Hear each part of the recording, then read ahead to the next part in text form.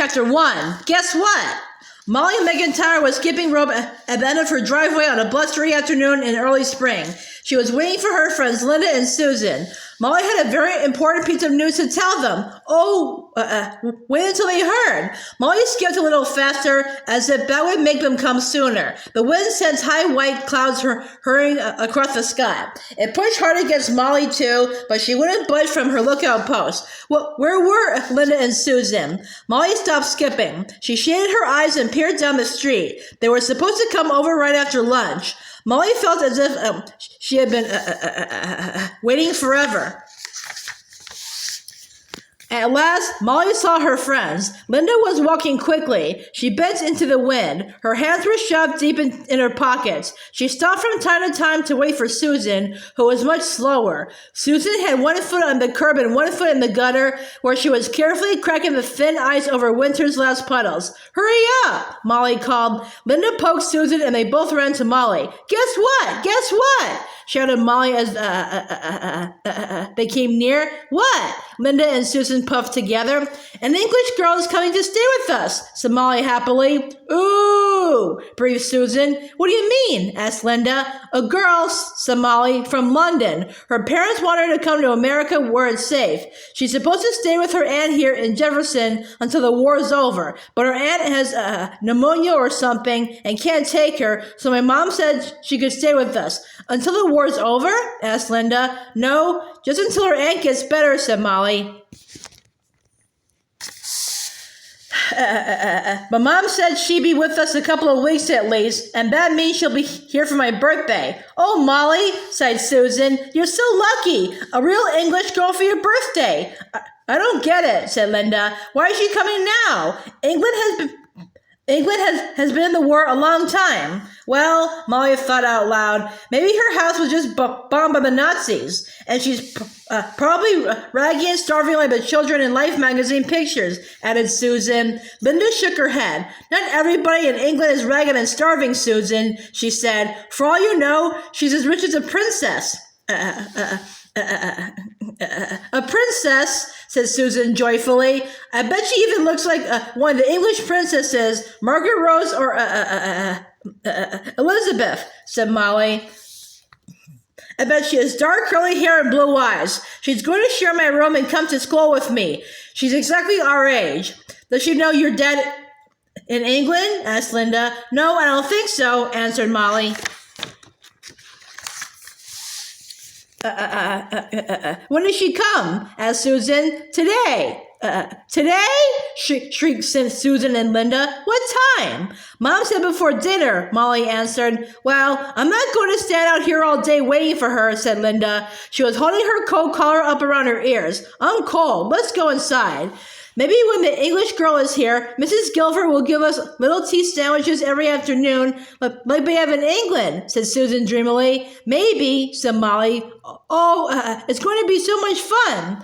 Will you two come on, said Linda. She led the way to the house. The three girls raced inside through the warm, bright kitchen and down the stairs to the basement. Their new hideaway was in the corner next to Dad's workbench. They had set up a card table there and draped an old blanket over it. It was their pretend bomb shelter. A few Saturdays ago, when they went to the movies, they saw a newsreel that showed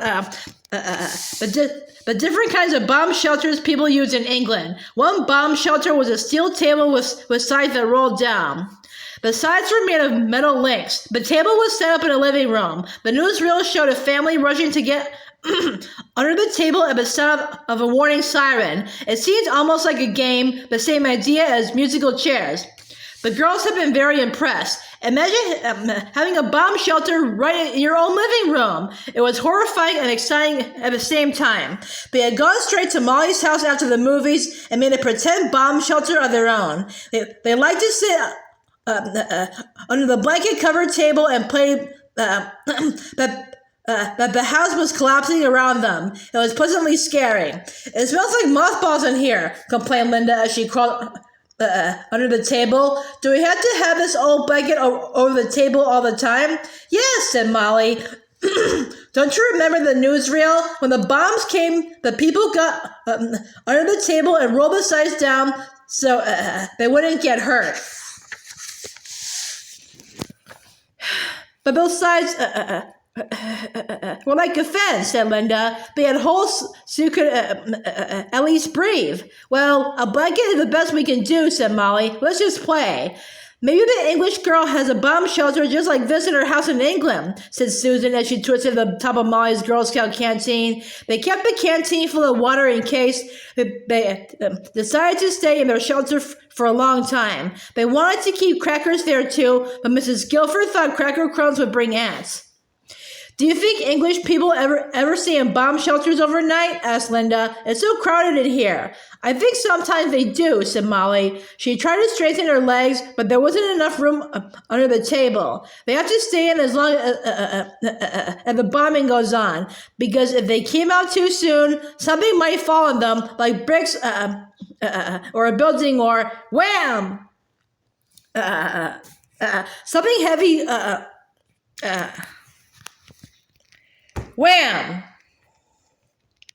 Wham! Something heavy landed right above their heads. The table wobbled. Bam! The table was struck again. Bombs away! They heard. The girls looked at each other and giggled. Ricky!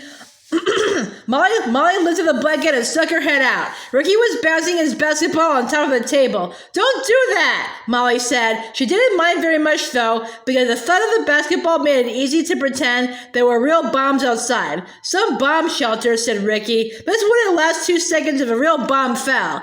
Don't you girls know anything? Real bomb shelters are outside, dug into the ground like caves. He bounced the ball on the table again. This is like what they have in England, protested Molly. Like fish it is, scoffed Ricky. It is too, said Susan from inside. We saw it in the movies. Where? In the cartoon? Asked Ricky. You wait, Ricky, said Molly. Wait till the English girl comes. She'll tell you about bomb shelters. Ricky groaned. Just what I need, he said. Another dippy girl around, but Molly noticed he didn't say anything more about their bomb shelter. Ricky had just left with...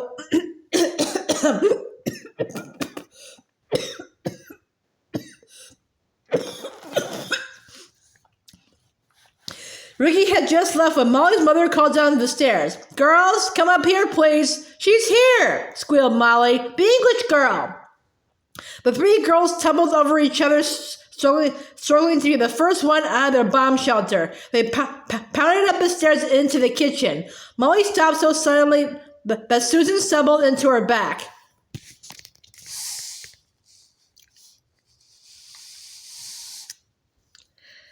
The three girls pounded up the stairs. There, standing by the kitchen table, was the English girl. There, standing by the kitchen table, was the English girl. Mrs. McIntire was standing behind her with her hands on the girl's shoulders. Emily, she said, I'd like you to meet Molly. Molly, this is Emily Bennett. Very gently, she pushed Emily toward Molly. Emily kept her eyes on the floor. Molly held out her hand and smiled at Emily. Hi, she said. Emily glanced up at Molly, then looked down again. She touched Molly's hand with icy fingertips, whispered, How do you do? And stepped backwards toward Mrs. McIntire. Susan pushed past Molly. How do you do? She said. She pulled the sides of her pants legs as if they were the wide skirt of a ball gown and bobbed down in a curtsy. I'm Susan, she said as she rose awkwardly. I thought English girls always curtsy.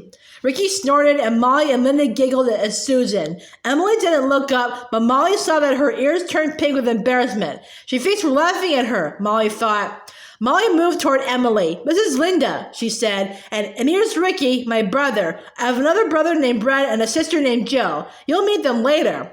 Everyone was quiet, staring at Emily. Then Mrs. McIntire said, We're very glad you're here, Emily. You'll get used to the names and faces soon. She patted her shoulders. Ricky, would you carry the suitcase upstairs, please? Molly, why don't you show Emily your room? She smiled and said, It's going to be your room too, Emily, for as long as you stay with us. A very quiet parade climbed up the stairs. Ricky was in the lead, with Emily following. Molly, Linda, and Susan lagged behind. Linda whispered to Susan, She's awfully little, and she sure doesn't look like a princess. But Susan's eyes were glowing. Of course she's little. Didn't I tell you she'd be starving?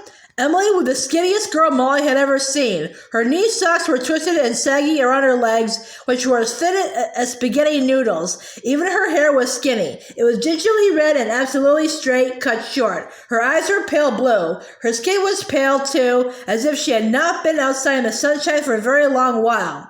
Ricky put Emily's suitcase on one of the beds in Molly's room and left. Linda and Susan flopped onto the other bed. Well, here we are, said Molly. Want me to help you unpack? Emily shook her head no. She stood by the door. Here, said Molly. I'll make some room for your stuff in this chest. She scooped up a messy armful of socks from one drawer and shoved them into another. You can have this whole drawer, she said. Emily opened her suitcase. Carefully, she lined up 3 pairs of socks, some underwear, and 2 pairs of pajamas in the drawer. Is that all you have? Asked Susan. Did all your clothes get lost or burned up or something? Emily didn't answer. She was hanging 2 skirts in a white blouse in Molly's closet. She put the blouse on the hanger and buttoned up all the buttons. She folded the collar and moved the shoulders so that they were exactly straight on the bony skeleton of the hanger.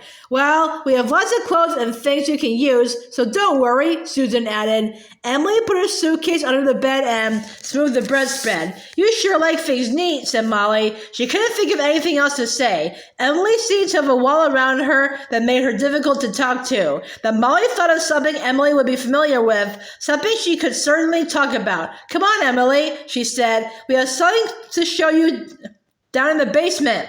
Oh, yeah, says Susan. You'll like this. Molly led the girls back downstairs. Emily walked stiffly as if she were cold. When they got to the basement, she moved even more slowly. Molly pointed to the bomb shelter. See, she said, it's a bomb shelter like you have in England. We play it all the time. She lifted the edge of the blanket and showed Emily the dark space under the table. Want to go in? She asked. Come on, it's fun. But Emily backed away from the bomb shelter. No, she said. No, thank you. I'd rather not. Then she turned and walked quickly back up the stairs. Molly, Susan, and Linda watched her go. At least she finally said something, said Linda. Molly sighed.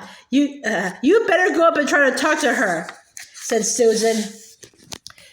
You're supposed to be making friends with her, right? Right, said Molly. She climbed slowly up the stairs to the kitchen. Mrs. McIntire was sweeping the kitchen floor. Are you looking for Emily? She asked. She said she was going upstairs to write a letter to her parents.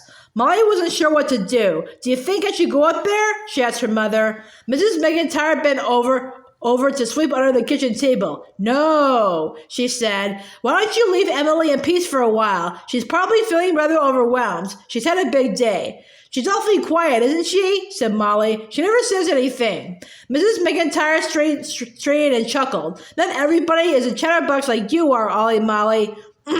English children are taught to be reserved, to be very polite and quiet. Emily probably feels shy. Think how you'd feel your first day with a brand new family. It seems as if she doesn't like us, said Molly. She won't smile or anything, and she wouldn't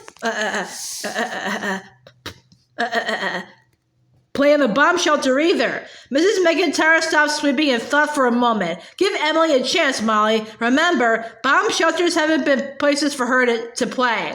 In fact, the whole world must have seemed cold and dangerous to Emily for a long time. The war in England has been going on since she was 5, practically her whole life. I think Emily is like a little crocus who's not sure it's spring yet. It will take some time for her to realize it's safe to come out now. She grinned at Molly. I imagine quite soon I'll have 2 chatterboxes on my hands. But meanwhile, you'll be as warm and friendly and welcoming as you can be to Emily, okay? Okay, Mom, said Molly. That's my girl, said Mom. Molly made it sound easy to make friends with Emily. Molly wasn't sure it would be.